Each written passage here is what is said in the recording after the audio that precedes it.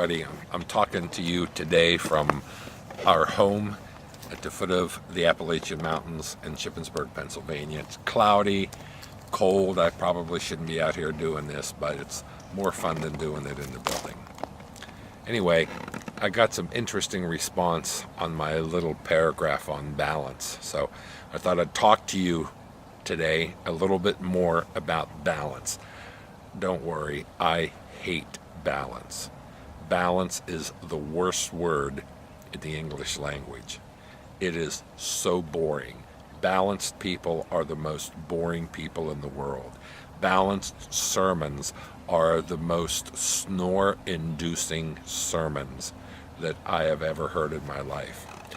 Balance means nothing is happening. Everything is average. Everything is normal.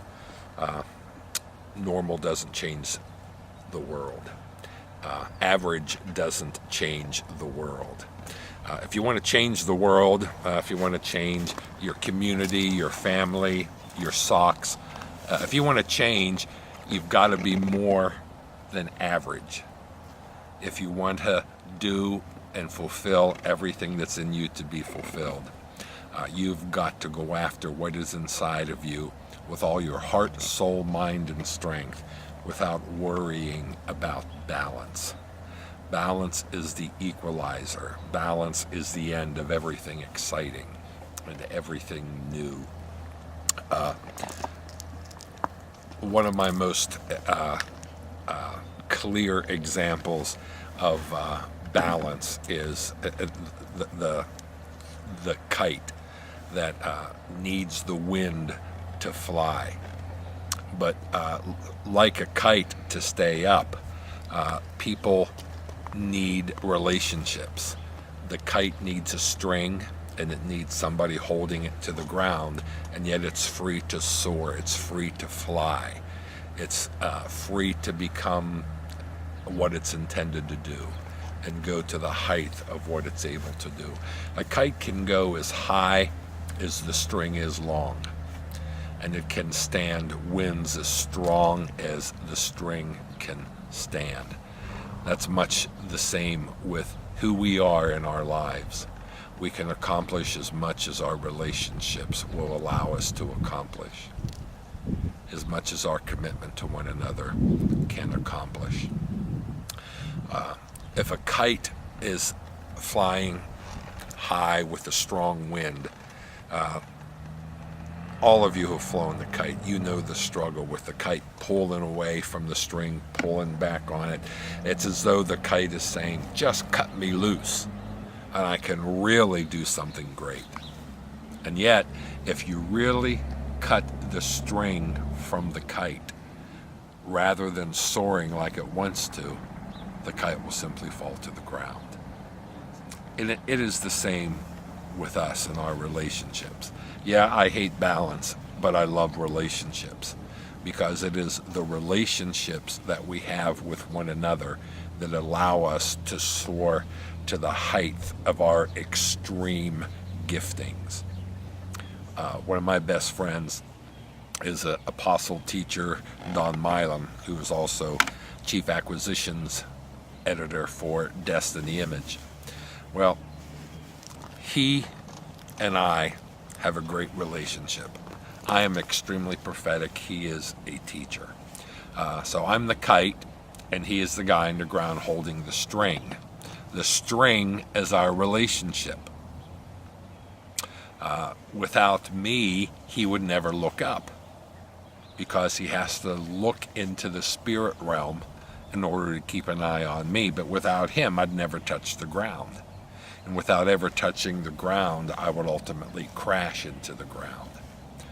That string is our relationship. It's our commitment and love for one another that lets us be who we are, and lets us explore the depths of our gifting. The true ability to change the world, the true ability to discover new things, to see what no one has seen, to hear what no one has heard. That true ability comes from a connection in relationships, so that we can really go to the ultimate extremes of what we search for and what we try to discover. A strong relationship is one who really has your best interest at heart, not their own best interest at heart. When Don Milam says, Nori, I'm going to reel in the string a little bit, I know it's because I'm flying too close to a tree or there's too big of a gust of wind coming. It's not because he's jealous because I'm soaring so high. And so I can respond to relationships because I trust a relationship. There's no jealousy, there's no fear, there's no envy. And the same is true with him. He gets to travel, he gets to go far more places than I get to go. But when I say to him, Don, I think this has to happen or that has to happen, it is out of our friendship and love. We don't meet and psychoanalyze each other. We are friends.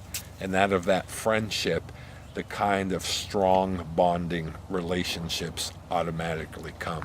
The stronger your relationship, the more you're free to be who you really are. And really, what I really seek to be is imbalanced.